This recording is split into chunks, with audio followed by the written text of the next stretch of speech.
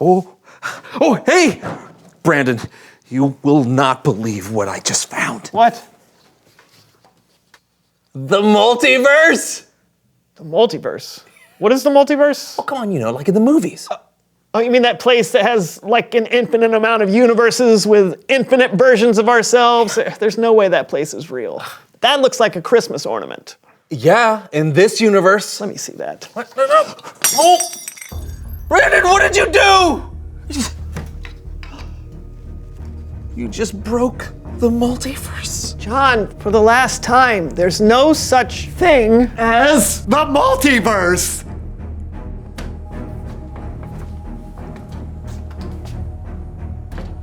things just got out of hand.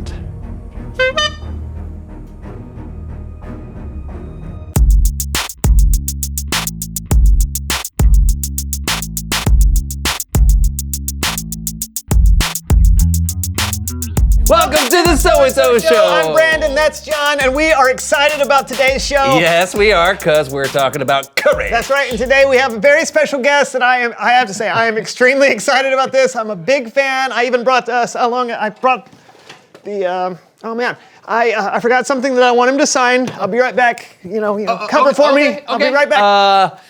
I guess I'll just, was that a knock at the door? Brandon, I think he's here. Okay, please welcome someone who knows stuff. Someone who knows stuff. Someone who knows stuff?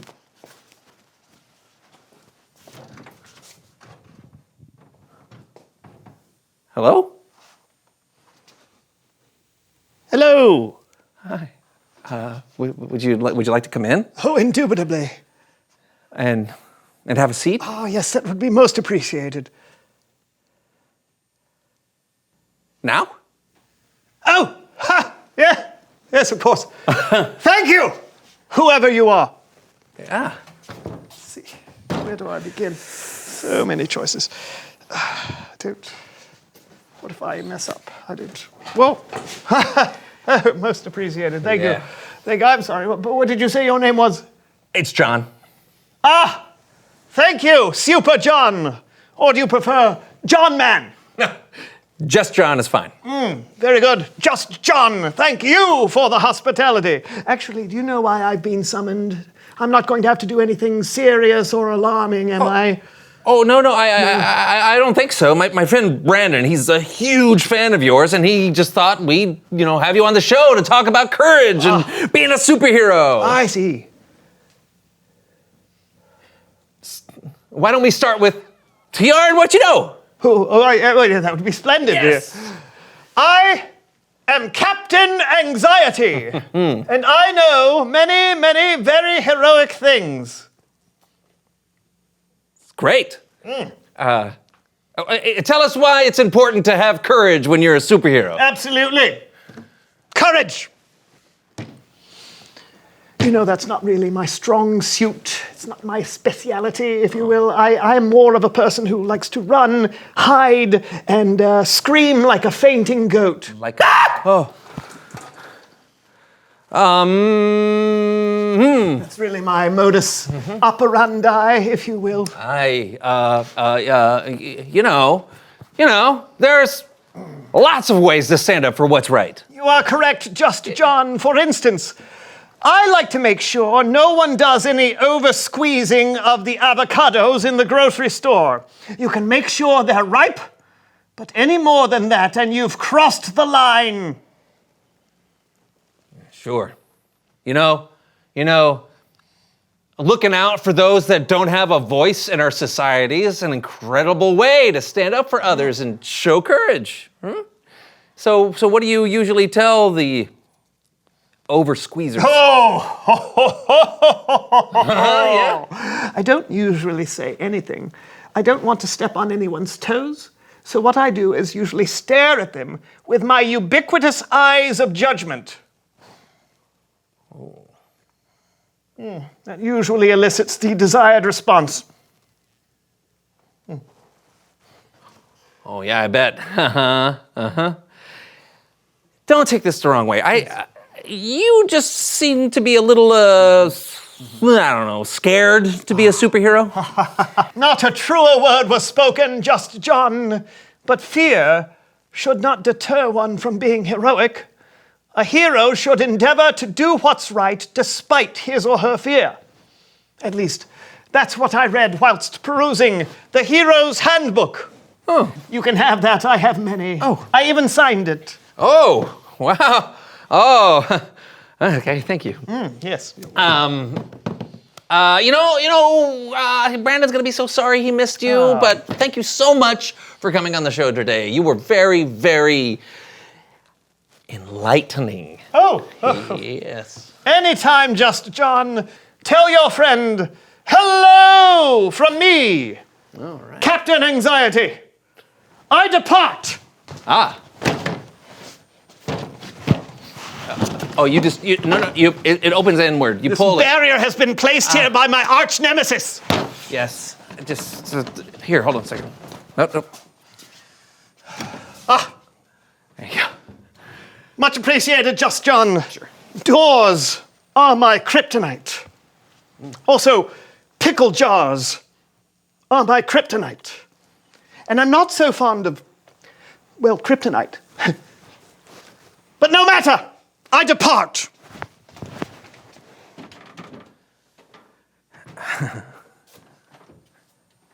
Oh, watch out for that parking meter. Okay. Is he here? Oh, you just missed him. What? Oh, man. I knew I was taking too long. What did he say? He talked about, when he first came in, he was really nervous. Oh, yeah. You know, Oh, and scared.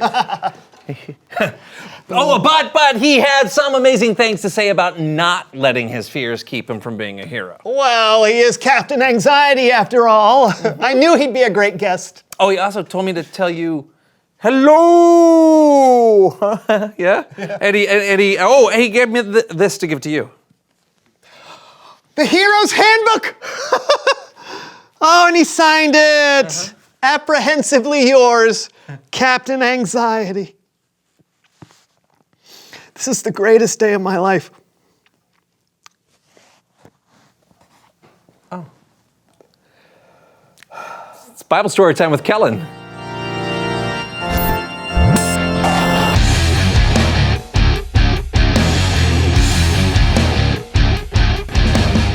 Hey guys, I gotta say, Captain Anxiety was something special. That's a good way to put it. What have you got for us today?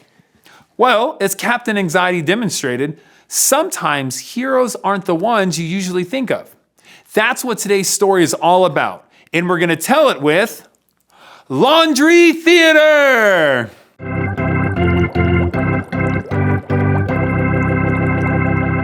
Today's story comes from the book of 1 Samuel in the Old Testament.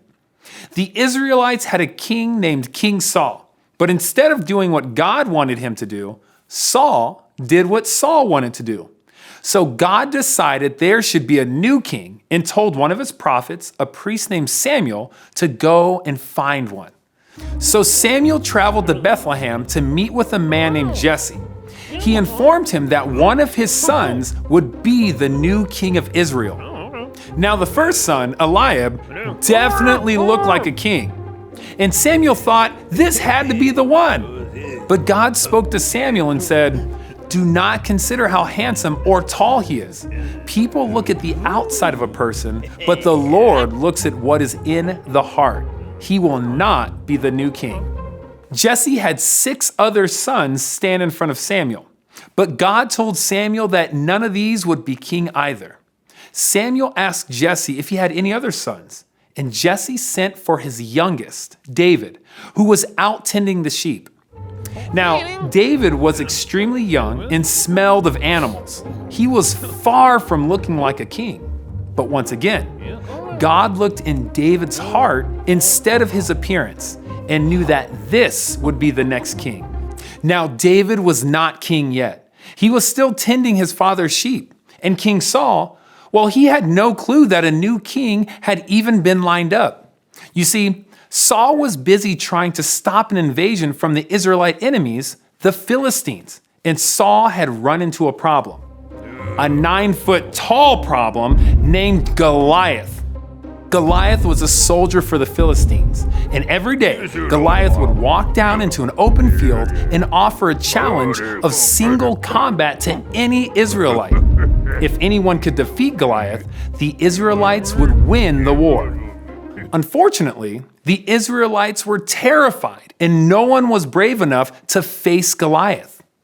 This went on for 40 days in a row. Finally, David was sent to the front lines of the battle to bring his brothers some food. When David arrived, he heard Goliath's challenge, and he was angry that no one had offered to fight him. When King Saul heard that David was volunteering, he sent for him, but quickly told David that he was way too young. But David insisted. He told Saul that he had fought lions and bears to protect his father's sheep, and that he would fight this giant to protect Israel. God had saved him from wild beasts, and God would save him from Goliath. So Saul agreed and let him face the giant, and he gave David his own armor to wear. But it didn't fit. Instead, David went to the riverbed and chose 5 smooth, small stones to be his only protection. The next time Goliath made his challenge, David stepped right in front of him and faced the giant. Goliath made fun of David, but David stood his ground, and he said, "You come against me with a sword, but I come against you in the name of the Lord, and he will give me victory over you." As Goliath charged, David took a stone from his pocket, and he flung it with everything he had and hit the giant. The stone hit its mark, and Goliath and the Philistines were defeated. David had faced his fears and proved that it is the hero's heart that matters, not the size. The end. Well, I guess David had practiced going up against lions and bears, so maybe Goliath wasn't as frightening to him as he was to the other Israelites? Lions and giants and bears, oh my! Never mind. David also had practiced asking God for help. God had gotten him through some tough spots before, so David knew nothing was impossible with God. David and Captain Anxiety have something in common. They both might not look like superheroes, but it's what you do and what's in your heart that's the test of a true hero. Yeah. Oh, hey, thanks, Kellen. Awesome story. Thank you. And until next time. Well, that was unexpected. Do you think Captain Anxiety ever had to face a lion or a bear or something that seemed impossible? No. But it's time for us to reveal the question. What seems impossible to you? Oh, okay. I remember in school there would be tests that I was 100% sure were impossible to pass, but I would study and practice. Then you would pass? Not all the time, but the studying gave me the courage to take the test and know that I had done my best. Well said. Thank you. When something comes up that seems impossible to me, I like to remember God's faithfulness in the past. It helps me face what I think is impossible now, because I know that I'm not alone and God is with me. Indubitably. That's a big word for you. No, I learned it from Captain Anxiety. Oh, he's the best. He is all right. I guess that's it for today. We'll see you next week for a brand new show. Woo! You know who my favorite superhero is? Who's that? Guess. Captain Anxiety. Look into a mirror. And tell yourself, you are loyal and give constant support and allegiance. This is true. I am very loyal, particularly to my table tennis team. Unless we're playing the Paddington Paddlers, they are frighteningly above average. Tell yourself, you have determination. You show firmness of purpose. Firmness. It's rather squishy. I'll move on. Tell yourself, you are selfless. You are more concerned with the needs and troubles of others than you are for yourself. This is also true. Unless the troubles have to do with big, scary people, or animals, or bugs, or oversized rocks and twigs, sometimes smaller rocks. I'm not a big fan of dirt or dust. Did you know dust is made up of human skin? Did you know that? Terrifying. See, look, there's some right there. That could be you.